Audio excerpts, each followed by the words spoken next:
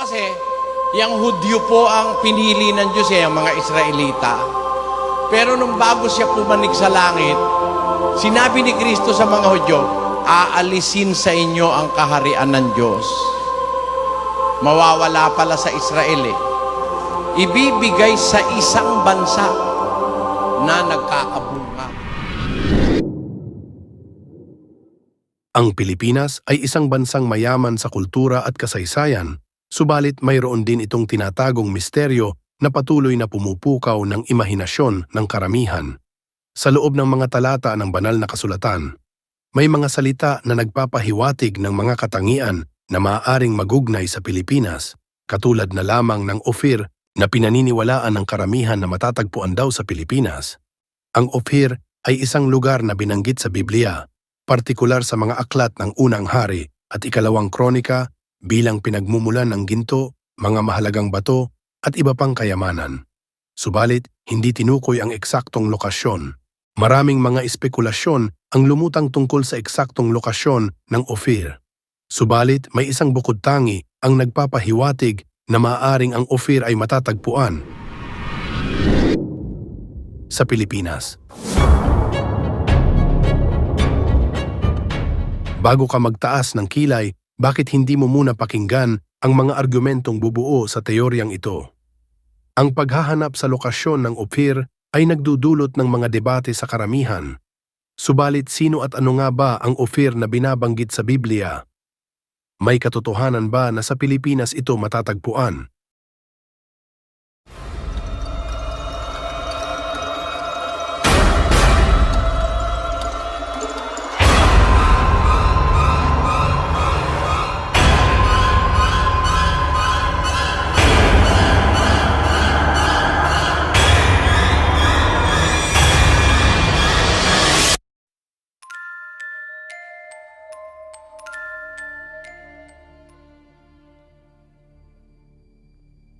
Ang Ophir ay isang lugar na binanggit sa Biblia, partikular sa Aklat ng Mga Hari, kung saan sinasabing nagmula ang ginto, mga mahalagang bato, at mga kahoy na almog na ginamit sa pagtatayo ng templo ni Haring Solomon.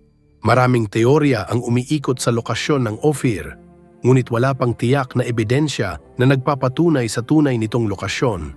Mayroong ilang mga teorya tungkol sa lokasyon ng Ophir, at isa sa mga ito ay ang posibilidad na ito ay nasa Pilipinas. Subalit ano ba ang argumento na sumusuporta sa teoryang ito? Ayon sa paglalarawan ng Biblia, ang Ophir ay sagana sa mga ginto, mga mamahaling bato at pinamumugaran ng mga unggoy. Ang Pilipinas ay kilala sa kanyang mga deposito ng ginto at iba pang mineral, pati na rin sa kanyang mga kagubatan na tahanan ng iba't ibang uri ng mga unggoy. Pinaniniwalaan na noong unang panahon, ang Pilipinas ang nagtataglay ng pinakamaraming ginto. Katunayan daw nito ay ang mga nahukay na artifacts na mga alahas na ginto sa Surigao. Natagpuan ito ng isang construction worker noong 1971. Isang pang-argumento ng ilan, ang mga ruta ng kalakalan ng mga sinaunang panahon ay dumadaan sa Timog Silangang Asya at posible na ang mga barko mula sa Israel ay nakarating sa Pilipinas. Ang Pilipinas ay matatagpuan sa isang estratehikong lokasyon sa rehiyon na nagbibigay daan para madaling maka-access sa mga pangunahing ruta ng kalakalan ng panahong iyon. Sinasabi na mayroong ilang mga pagkakatulad sa mga wika at kultura ng mga sinaunang tao sa Pilipinas at sa mga tao na binanggit sa mga ulat tungkol sa Ophir. Halimbawa, ang mga sinaunang tao sa Pilipinas ay may mga kasanayan sa pagmimina at paggawa ng mga alahas, katulad ng mga tao sa Ophir. Gayunpaman, mayroon ding mga argumento na kumukontra sa teoryang ito. Naninindigan ang mga eksperto na walang sapat na arkeolohikal na ebidensya na nagpapatunay na ang Ophir ay nasa Pilipinas. Ang ilan sa mga arkeologo ay nakahukay ng mga bakas ng mga sinaunang kultura sa Pilipinas, ngunit walang mga tiyak na katibayan na nag-uugnay sa mga ito sa Ophir.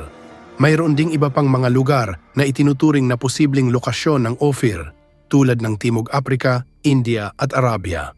Ang mga lugar na ito ay mayroon ding mga katangian na tumutugma sa mga paglalarawan ng Ophir sa Biblia.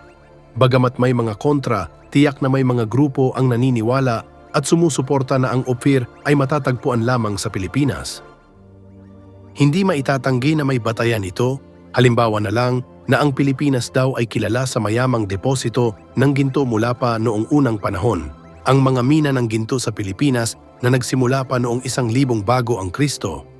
Ito daw ay tumutugma sa panahon ng paglalakbay ni Haring Solomon patungo sa Ophir para sa kalakalan ng ginto. Ang mga talaan ng mga manlalakbay tulad ni Pigafetta at Galvao ay naglalarawan din na noong unang panahon ang mga Pilipino ay napapalamutian at nagsusuot ng mga alahas na ginto at nag-aalok ng ginto bilang kalakal.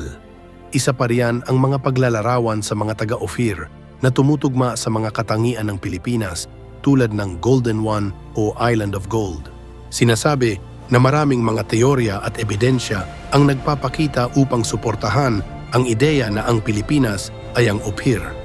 Isang halimbawa riyan, ang paglalakbay ni Magellan ay nagsimula sa paghahanap ng mga lupain ng Ophir at Tarshish. Sinasabi na ang kanyang pagdating sa Pilipinas ay nagbigay ng bagong ideya sa mga Europeo tungkol sa lokasyon ng Ophir. Ang mga ulat tungkol sa isang grupo ng mga isla na tinatawag na Lekyos, na kilala sa kanilang kayamanan at kalakalan ng ginto. Ang lokasyon ng Lekyos ay itinuturing na malapit sa Pilipinas. Ang mga ulat mula sa mga sinaunang tekstong Chino tungkol sa mga kaharian ng Sanfotsi at Toupo na itinuturing na nasa Timog Silangang Asya. Ang mga lokasyong ito ay maaaring tumutukoy din sa mga isla sa Pilipinas. Ang mga nagbanggit ng mga ulat tungkol sa mga kaharian ng Zabag at Wakwak na kilala sa kanilang kayamanan sa ginto. Ang mga kahariang ito ay maaaring nasa Pilipinas o sa silangang bahagi ng Malay Archipelago. Bagamat may mga ebidensya na sumusuporta sa ideya na ang Pilipinas ay ang Ophir, ang lokasyon ng Ophir ay nananatiling isang paksa ng debate. Ang mga nagbibigay ng iba't ibang pananaw at interpretasyon na nagpapahiwatig na ang pagtukoy sa tunay na lokasyon ng Ophir ay isang mahirap na gawain. Ang mga deposito ng ginto sa Pilipinas ay isang mahalagang bahagi ng kasaysayan at kultura ng bansa.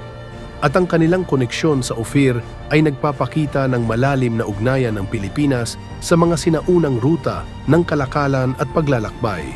Ang posibilidad na ang Ophir ay nasa Pilipinas ay isang kamangha-manghang teorya na sinusuportahan ng ilang mga argumento. Gayunpaman, walang sapat na arkeolohikal na ebidensya upang patunayan ito. Ang eksaktong lokasyon ng Ophir ay nananatiling misteryo at patuloy na pinag-aaralan ng mga iskolar at arkeologo.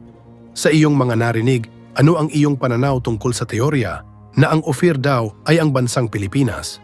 Naniniwala ka ba na ang Pilipinas ay ang misteryosong lugar ng Ophir? Sa ating kwento, ano-ano naman ang pumukaw ng iyong imahinasyon at nagbigay sa iyo ng malinaw na mensahe? Tandaan, ang Biblia ay sadyang mahiwaga. Palagi itong nagbibigay ng mga babala. Kaya naman, maraming tao ang naghihinala. Hindi ba't maraming teksto sa Biblia ang napatunayang totoo at ngayon ay nagkakatotoo na? Sa tamang oras, sasambulat sa lahat ang katotohanan. Kaya naman, maniwala ka man o hindi, hindi na yun ang mahalaga. Kaya ngayon, iiwan ko sa iyo ang tanong. Dapat ka bang maniwala o sapat na sa iyo ang magtiwala? Paki-comment sa ibaba ang iyong saloobin. Kung nakita mong isang makabuluhang paksa ito at may natutunan ka, ay huwag mo naman kalimutang i-like, mag-subscribe at ibahagi ang iyong mga saloobin sa mga komento sa ibaba. Hanggang sa susunod, patuloy tayong matuto at magsaliksik.